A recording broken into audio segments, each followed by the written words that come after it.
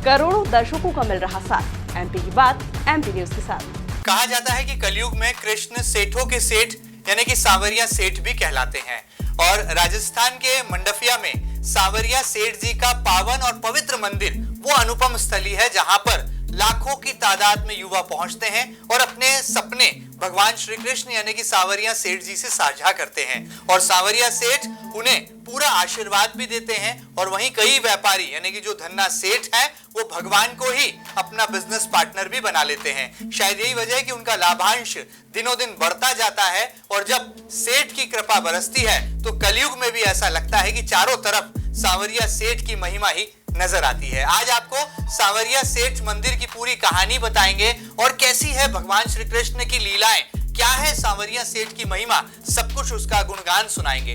इस खास सेगमेंट में हमारे साथ जुड़ेंगे पंडित कमलेश वैष्णव जी जो कि मुख्य पुजारी हैं सांवरिया सेठ मंदिर मंडफिया के। महाराज जी आपका बहुत बहुत स्वागत है एमपी न्यूज के इस खास सेगमेंट में। जय सांवरिया सेठ जी।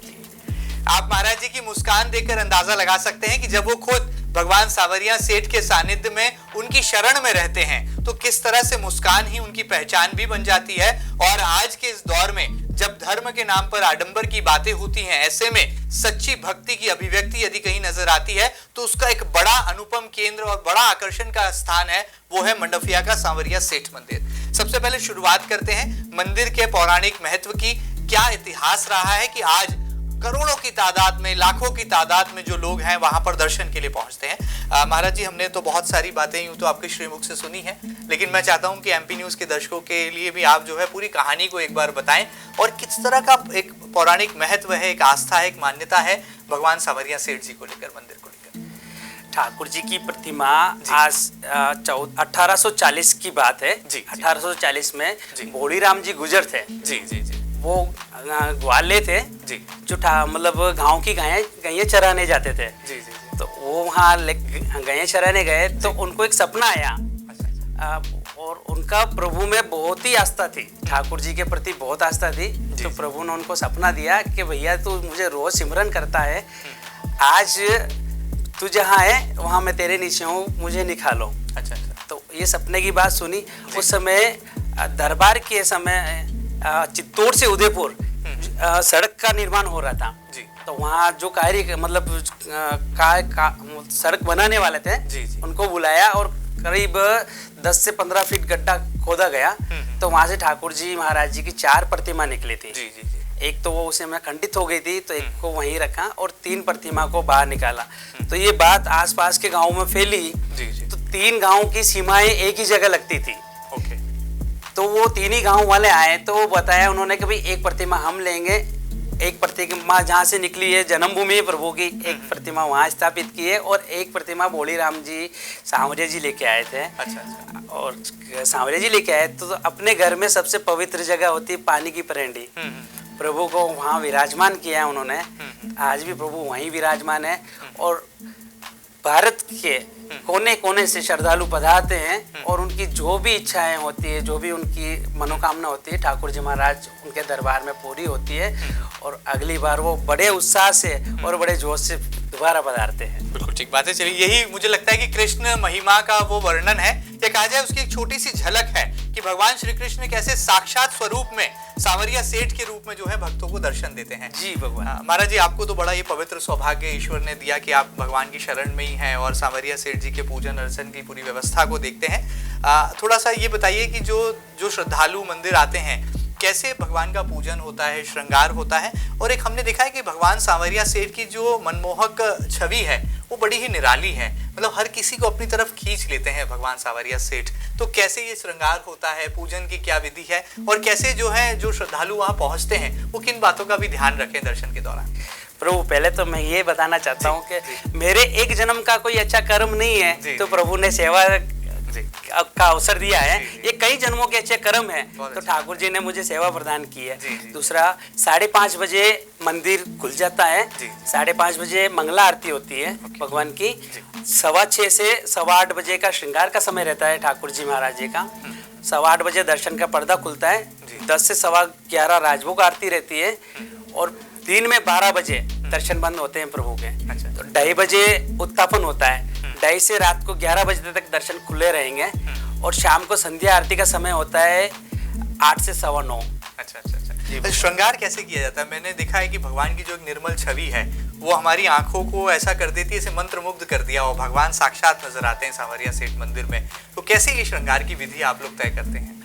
ठाकुर जी महाराज जी को पहले गंगा जल से अभिषेक होता है, फिर पंचामृत से अभिषेक कराया जाता है, और उसके बाद केसर चंदन का लेप होता है, प्रभु को सुगंधित इत्र चढ़ाया जाता है, फिर जो नई पोशाक धारण करवानी होती है प्रभु को, वो पोशाक धारण करवा के फिर उनका श्रृंगार किया जाता है। बहुत सुंदर। तो आप देख सकते हैं कि सांवरिया सेठ मंदिर जब आप जाएं तो वहां के श्रृंगार पर ही केवल अपनी दृष्टि न रखें, बल्कि किस तरह से भगवान श्री कृष्ण की अनुपम लीलाएं वहां पर नजर आती है। ऐसा लगता है मानो जैसे कभी श्री कृष्ण आपके सामने मुस्कुरा रहे हैं, तो कभी किसी वक्त वो विचार की मुद्रा में भी नजर आते हैं, तो कभी आपको आशीर्वाद देते हुए एक दानदाता के रूप में भी सांवरिया सेठ जी की छवि आपको नजर आती है। शायद मुझे लगता है मंडफिया के सांवरिया सेठ मंदिर की ये जो कहानी है ये बड़ी निर्मल है और बड़ी निराली है। आगे बढ़ते हैं। महाराज जी, हमने सुना है कि बड़े बड़े उद्योगपति, बड़े बड़े बिजनेसमैन, बड़े बड़े बिजनेस हाउसेस के ऑनर्स जो हैं, वो जब सांवरिया सेठ के मंदिर पहुंचते हैं तो भगवान सांवरिया सेठ को अपना बिजनेस पार्टनर बना करके ही बाहर निकलते हैं। क्या इन बातों में सच्चाई है और क्या ये धार्मिक मान्यता है? थोड़ा इसको विस्तृत रूप से बताइए। जी भगवान जी। इसमें देश के, भारत के कोने कोने से श्रद्धालु पधारते हैं बिजनेस को लेके, और उनके हर दुख को, घर में जो भी दुख हो, खुशी के लिए, गम हो, जो भी हो, उसके लिए प्रभु के दरबार में आते हैं, और जो उनकी इच्छाएं होती है, जो उनका परसेंटेज होता है वो करते हैं। एक बार अगर ठाकुर जी महाराज को अपनी जीवन की डोर सौंप दी आपने, तो आपको फिर पीछे देखने की कोई कहीं जरूरत ही नहीं होगी। आप हमेशा तरक्की पे तरक्की करते रहोगे, और यही वहाँ की मान्यता है। और जो प्रभु को बिजनेस पार्टनर बना लेता है तो उनका बिजनेस ऐसा ग्रो करता है कि ठाकुर जी की लीला आनंद हो जाता है, चमत्कार हो जाता है। भगवान आपसे कई सारे हजारों भक्त जुड़े हुए हैं, वो भी कभी अपनी कहानी आपसे साझा करते होंगे। कोई ऐसी कहानी आपको लगता है किसी भक्त की कि बहुत ऐसी स्थिति में था और जब आपने सानिध्य दिया और भगवान श्री कृष्ण सांवरिया सेठ की कृपा बरसी तो दिन जो है पूरे बदल गए और पूरा जीवन संवर गया? जी भगवान, ऐसे तो बहुत भक्त हैं। बाकी मैं ये कहता हूँ कि वहाँ दरबार में रोते हुए आते हैं इंसान और हंसते हुए जाते हैं। वाह वाह। ये वहाँ की विशेषता है और चमत्कार है प्रभु का। वाह, चलिए बहुत बड़ी बात है। सुख और दुख का मुझे लगता है यही एक अंतर है कि जब कोई व्यक्ति रोता हुआ आता है और वो हंसता हुआ यदि मंदिर से जाता है तो यानी कि सुख की प्राप्ति जीवन में उसे हो जाती है। वो निर्मल और कोमल भाव जो है सांवरिया सेठ उस अपने भक्त को प्रदान करते हैं। महाराज जी, एक कंफ्यूजन और था, मैं कहीं पढ़ रहा था तो कहीं पर मुझे जो है श्री सांवरिया सेठ लिखा नजर आया, तो कहीं पर श्री सांवलिया सेठ नजर आया। तो सांवरिया सेठ और सांवलिया सेठ ये एक ही है या इनमें कोई अंतर है? इसको भी थोड़ा विस्तृत रूप से बताइए। जी भगवान, अगर अपन ठाकुर जी का नाम हिंदी में जो लिखेंगे तो सांवलिया सेठ जी आएगा, और राजस्थानी में अगर बोलने चाहेंगे तो सांवरिया सेठ बोला जाएगा। तो बाकी रियल सही है सांवलिया सेठ, लिया सेठ जी सही है। चलिए, तो जब हम कभी भगवान के सामने अपनी कोई ऐसी प्रार्थना करें तो सांवलिया सेठ के नाम से जो उन्हें संबोधित करें। जी प्रभु, सांवलिया सेठ जी के नाम से संबोधित।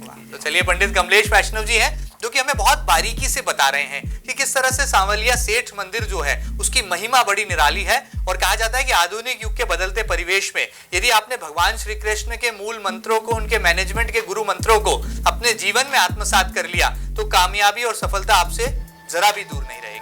आगे बढ़ते हैं। हमने सुना है कि मंदिर का टर्नओवर भी करोड़ों में रहता है महाराज जी, क्योंकि उतना ही दान पात्र में चढ़ावा आता है जो कि मंदिर के विस्तारीकरण, और फिर ऐसी भी जानकारी आपने श्रीमुख से लगी कि जो है वो भगवान के बैंक अकाउंट में जमा भी करा दिया जाता है। तो इसको थोड़ा सा बताइए कि किस तरह से भगवान के अकाउंट को खुलवाया गया और जो दान पेटी में भक्तों की तरफ से जो भेंट आती है उसको कैसे मेंटेन किया जाता है? जी भगवान, 91 से पहले एक प्राइवेट ट्रस्ट थी जी, जो मंदिर के नित्य जो आयोजन होते थे वो होते रहते थे, और जो कोई भी राशि आती थी तो वो ट्रस्ट के पास रहती थी। 91 के बाद में मंदिर अंडर गवर्नमेंट हो गया, और जब से गवर्नमेंट ही संभाल रही है, और लगभग विद 8-9 साल हुए हैं। महिमा प्रभु की इतनी बड़ी है, पहले हजारों में चढ़ा हुआ था, फिर लाखों में हुआ।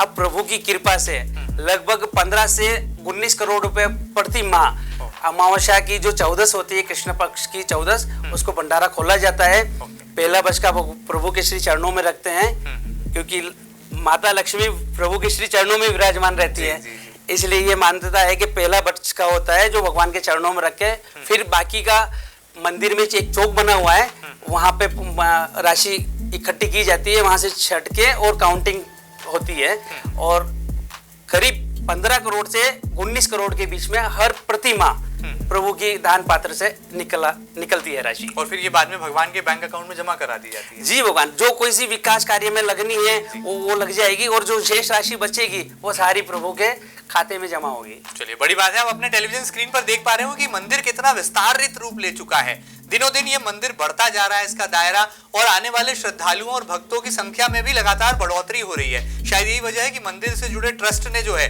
लगातार मंदिर में दर्शन को लेकर जो तमाम व्यवस्थाएं हैं उसका भी विस्तारीकरण किया है और भगवान को चढ़ाई जाने वाली जो भेंट है उसका भी एक प्रॉपर प्रबंधन, मैनेजमेंट जो है मंदिर प्रबंधन करता नजर आ रहा है। पंडित कमलेश वैष्णव जी है हमारा जी। हमने सुना है कि आपने जब सांवलिया सेठ जी की सेवा शुरू की तो आपको प्रेरणा मिली, उसके बाद इंदौर में भी एक सांवलिया सेठ जी का मंदिर आपने जो है उसकी प्राण प्रतिष्ठा करवाई है।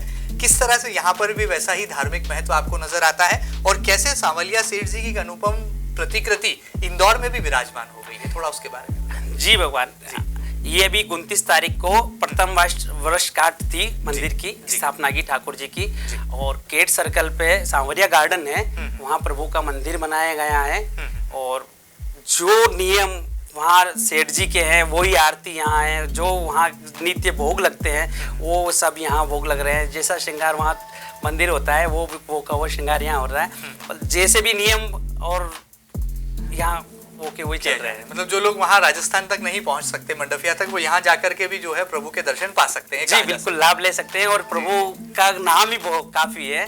बस जो इनका नाम सच्चे दिल से ले लें आप, चाहे यहाँ बैठे हैं आपका कार्य हो जाएगा, दरबार में आने की जरूरत नहीं है। मतलब सेठ सबकी सुनते हैं और सबकी इच्छा पूर्ण करते हैं। चलिए, तो ठाकुर जी का हृदय भी है विराट, और जब वो सेठों के सेठ सांवलिया सेठ बन जाएं तो भला वो कौन सी ऐसी बात है जो कि आपसे दूर रह पाएगी। और शायद यही महिमा है राजस्थान के मंडफिया सांवलिया सेठ मंदिर की कि वहां जाने वाले भक्त खाली हाथ जाते जरूर हैं, लेकिन जब बाहर निकलते हैं तो अपने साथ ठाकुर जी का आशीर्वाद लेकर निकलते हैं, आशीर्वाद पाकर बाहर आते हैं। हमारा जी, क्या संदेश आप देना चाहेंगे, क्योंकि श्री कृष्ण जी का सानिध्य आपको मिला है, ये सेवा का बड़ा सौभाग्य आपके पास है।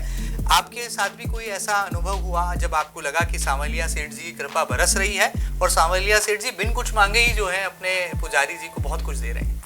जी भगवान, मैं एक जी दादाजी से मैंने सुनी थी एक वहाँ का एक चमत्कार मैं आपको और सभी जनों को बिल्कुल बताना चाहता हूँ। दीपावली का एक उत्सव पर्व मनाया जा रहा था जी।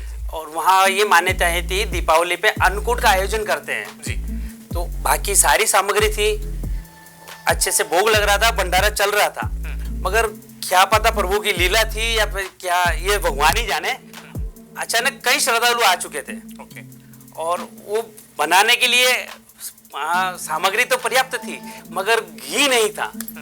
तो जो भोले राम जी थे जो प्रभु को लेके आए थे वो बहुत चिंता में थे कि जो आए जो भक्त इनका हम मैं कैसे मान सम्मान करूं। वो प्रभु के दरबार से अगर भूखे चले जाएंगे तो मैंने जो इतना किया है वो सारा व्यर्थ हो जाएगा, यही सोच रहे थे। और पहले साधन की कमी थी, बहुत अभाव था, तो वो दूर से भी कुछ व्यवस्था तत्काल नहीं कर सकते थे, तो यही सोच रहे थे। एक बुजुर्ग आदमी आए बिल्कुल बूढ़े से, तो उन्होंने एक शब्द पूछा कि भोले राम तो दुखी क्यों है। तो उन्होंने अपनी मतलब जो दुखता थी जो उनको बताई कि मैं इस कारण से दुखी हूँ। तो उनका एक ही आदेश था कि पीछे मंदिर के पीछे कुएं है, जितना चाहो उतना पानी निकाल के ले आओ आप, और आपका जो कार्य है जो मालपुए बनाने बना दीजिएगा, मगर इस चीज की ध्यान रखिएगा जब आपकी घी की व्यवस्था हो जाए जितना आप निकालो उतना वापस आपको डालना रहेगा। बस ये दो शब्द बोल के वो चले गए और उन्होंने यही किया। चलती तवी थी जिसमें 8-10 किलो घी ऑलरेडी था, गर्म था, वो पानी लेके आए एक टीन और उसमें उंधाया तो घी बन गया। और कुछ समय बाद जब घी की व्यवस्था हुई, सबसे बड़ा चमत्कार वो था जब घी अगर पानी में डाला एक बूंद ऊपर नहीं आए, वो पानी बन गया था। और ये कार्य होने के बाद वहाँ के ग्रामीणों ने उन श्रद्धालु को बहुत ढूंढा मगर वो कहीं नहीं दिखे। तो देखिए, कृष्ण कहीं नहीं है, हमारे ही आसपास है, हमारे ही इर्द गिर्द है, और वो किसी भी स्वरूप में आ सकते हैं। कहा जाता है कि ये किसी भी रूप में नारायण मिल जाएगा, तो ठाकुर जी भी ऐसे ही बड़े अद्भुत है, निराले हैं। वो कहीं भी किसी भी रूप में प्रकट हो जाते हैं और अपने भक्त की समस्या का समाधान उसे राह दिखाकर जरूर बताते हैं। और सांवलिया सेठ मंदिर की भी यही महिमा है यदि आप भी अब तक मंडफिया के सांवलिया सेठ मंदिर नहीं गए हैं और आपकी भी कोई मनोकामना है, तो मुझे लगता है पंडित कमलेश वैष्णव जी आपसे ये जरूर कहेंगे कि एक बार आइए और सांवलिया सेठ जी के दर्शन पाइए, फिर देखिए कि जिंदगी के रंग कैसे जो है इंद्रधनुष के रंग के समान बदल जाते हैं, सतरंगी और नवरंगी हो जाते हैं। जाते जाते महाराज जी, एमपी न्यूज के दर्शकों के माध्यम से क्या संदेश है जो कि आप देश और दुनिया को देना चाहेंगे? और मंडफिया के सांवलिया सेठ मंदिर की महिमा तो आपने सुना दी, आपकी जुबानी हमने पूरी कहानी भी सुन ली। क्या एक संदेश होगा, अनमोल पवित्र शब्द होंगे जो कि दर्शकों के साथ साझा करेंगे? मैं सभी दर्शकों को ये कहना चाहता हूँ कि रहोगे दूर इस चौखट से तो फिर खोना ही खोना है। ये दुनिया आपको कुछ नहीं देगी। चलो मेरे सेठ के दरबार में, भार पीतल है, प्रभु के दरबार में सोना ही सोना है। आप दुख में सुख में किसी भी कार्य के लिए प्रभु को याद कीजिए, प्रभु आपके लिए सारी इच्छाएं पूर्ण करेंगे। सांवरिया सेठ की जय हो। चलिए, जाते जाते मैं भी कहना चाहूंगा, क्यों पड़े हैं धन्ना सेठों के चक्कर में, कोई नहीं है सांवलिया सेठ के टक्कर में, सब सेठों का चक्कर छोड़ दीजिए और इस दुनिया, इस सृष्टि, इस धरती के सेठ यानी कि सांवलिया सेठ जो कि भगवान श्री कृष्ण है, उनके चक्कर में पड़ जाइए तो आपकी जिंदगी के चक्कर भी कम हो जाएंगे और आपको आने वाले कल में सफलता का मूल मंत्र और इस जीवन का रहस्य भी जरूर मिल पाएगा। इस खास पेशकश में फिलहाल इतना ही। मंडफिया के सांवलिया सेठ मंदिर की महिमा सुनकर आपको कैसा लगा और क्या अनुभव है आपका भी कोई इस मंदिर को लेकर? जरूर आपकी जिज्ञासाएं और आपका अनुभव एमपी न्यूज टीवी के साथ शेयर कीजिएगा और खास खबरों के लिए लगातार बने रहिएगा आपके अपने न्यूज चैनल एमपी न्यूज के साथ। फिलहाल इतना ही, नमस्कार। करोड़ों दर्शकों का मिल रहा साथ, एमपी की बात एमपी न्यूज के साथ।